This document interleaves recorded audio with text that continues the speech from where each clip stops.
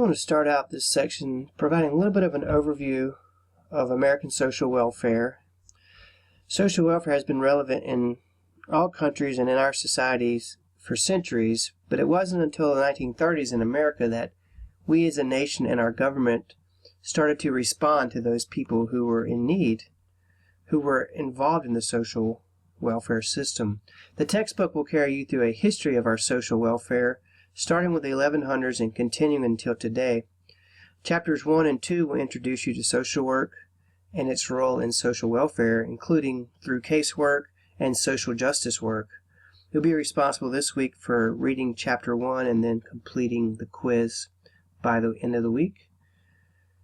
We're going to discuss a lot of this information throughout the chapters, and you will be presenting information from the chapters in the video presentations, which I will assign this week.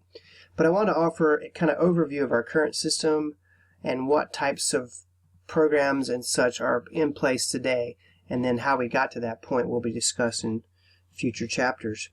Our current welfare system is really based upon the Social Security Act of 1935. This was spawned from the New Deal under President Roosevelt. Each of you will be expected to complete a one-page summary this week about the Social Security Act, but please know that this is really what we would consider the cornerstone of American social welfare today. We currently have a mixed welfare system that consists of governmental, private, and voluntary agencies who provide the services and systems of which people receive assistance. The textbook defines a welfare state as an organized and societal response to the needs and rights of residents. And so we have these services set up and policies put in place through a variety of means that are governmental, voluntary, and corporate sectors. And that's what we refer to when we say a mixed welfare economy. Now, it's important to note that the ideologies of the people who are in power in our government are the ones that kind of determine how our policies are created. Of course, we have constituents who provide their input and support, but it ultimately comes down to some of the ideologies of those who are making the decisions at the governmental level. There's been an ideology in America since the beginning that people should be independent of the government to get their needs met, and that the government should often be the last resort for assistance. This certainly makes sense, but I think we should strive for everyone to be independent. But there was also been this idea that people who were poor or needed assistance chose this life, or because of something that happened in their life got them into a dire situation.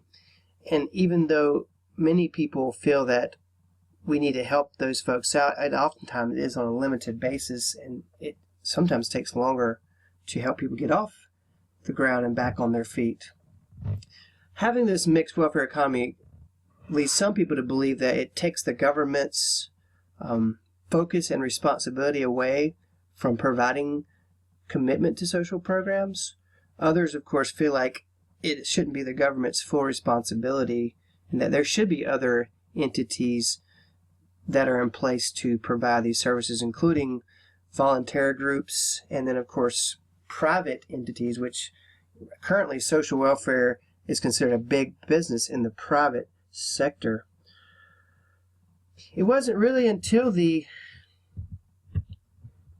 Social Security Act and the Great Depression that the government finally realized that they needed to take more responsibility and help to support people in America. Our government continues to still provide a lot of assistance, but are really pushing for more voluntary and private entities to provide a bulk of the services, but they still do provide a lot of services and a lot of oversight. However, there is certainly more of a push for independence and independence from the government for dealing with a variety of social problems. There are several definitions that I've listed here that are related to social policies. The textbook says social policy represents a collective strategy to address social problems. You've got three definitions here on the PowerPoint slide. I want to just point to social welfare policy as a subset of social policy that regulates the provision of benefits to people to meet basic life needs such as employment, income, food, housing, healthcare, and relationships. We kind of want to refer to, when we look at policies and programs, we consider the policies as the rules of the programs, the policies and procedures, and then the actual welfare or the benefits that one receives as the actual social welfare, or what people refer to as welfare. There are two major types of governmental benefits, and they are cash benefits and in-kind benefits, with personal services falling in under the in-kind benefits piece. When we talk about cash benefits, we're referring to those benefits that are often paid by the government that will include things such as Social Security disability income, SSDI, SSI, which is Supplemental Security Income, federal Pell Grants, unemployment payments, workers' compensation, and the like. And then we have something called in-kind benefits, and this is often really when people think about welfare that they're thinking of, some programs such as food stamps, Medicaid, WIC, but things such as Medicare are these types of social insurance programs and aren't really welfare, because those are things we pay into to receive.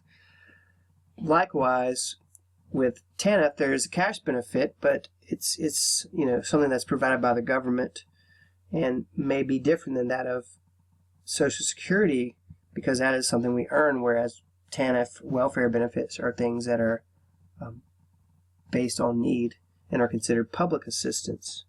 This gets really confusing, and I'll try to provide more information throughout the semester about the differences. Under personal services, there are things such as child services, child protective services. There's a variety of therapies and a number of educational programs that are considered in-kind benefits, but are also referred to as personal services under that window. We can often look at social welfare policy as a redistribution of resources from those who are better off to those who are disadvantaged, and we do that through taxes and people paying taxes. Let's skip these slides here. So why do we have social welfare policies? We have social welfare policies in response to social problems. There are a multitude of social problems out there, ranging from poverty, homelessness, discrimination, racism, food insecurities, and the list goes on and on and on. We could spend a lot of time just talking about what social problems are. However, the government finally stepped in after the Great Depression to establish a variety of social welfare policies and programs, and we understood at that point that if people weren't able to be a part of the economy, that the economy would in fact suffer. And so by providing a bulk of social programs through social policies, we realized that this is what would keep the economy rolling and stimulate the economy in America. As we know, America is built upon the economy, and we need to have a thriving economy to survive. And if people are living in welfare and in poverty, they can't be a part of the economic system. And so by providing them a variety of services, they can eventually get back on their feet and be a part of that economic system that we rely so heavily upon. So social welfare really helps maintain price structures and economic growth. Social welfare is supported through industry, including agriculture, housing, healthcare, employment, and it really overall helps keep prices down when everyone's paying into the system. Policies determine how social work is done, with whom it is done, for how much, and to what end it is done. And I talked earlier about ideology, and that social policy is often influenced by ideology, and this was very true in the 70s, especially in the 80s.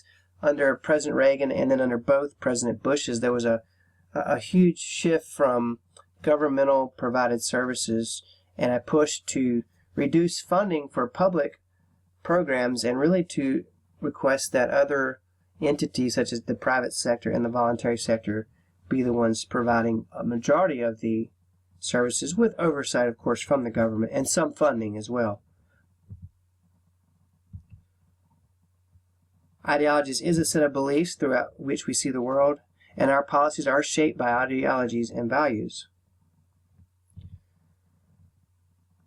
And again, talking about independence, I believe, and I believe many people believe, that we should strive for independence, but oftentimes what happens, in order to reach this goal, we don't have enough things set up in place for these individuals so that they can be successful and be independent. I want to just finish up by saying some people really believe that the great almoner of public assistance should rest solely on the government, but others feel that it should be private, voluntary and faith-based organizations that are providing most of these services. Many people believe in that mixed welfare economy that I talked about earlier, and I believe that this really helps allow for our social welfare system to be successful. I've posed 3 questions here for you just to kind of ponder. What are your thoughts about who should provide these services, and should it be more governmental responsibility? Should it be the more private and voluntary organizations that should be more responsible? But just some things to think about over the coming weeks as we read more and more about how these different entities do play into social welfare. There will be other PowerPoints coming in the future. I will do similar lectures as well. I look forward to hearing your video presentations coming up, and I will be assigning those this week, so be on the lookout for that. Make sure you look at the weekly objectives this week and complete all the assignments that are listed there. I've included some video chapter presentation examples as well as some resources to use for your video chapter presentations. If you have any other questions, you feel free to email me or write in the frequently asked questions section. Thank you, and see you soon.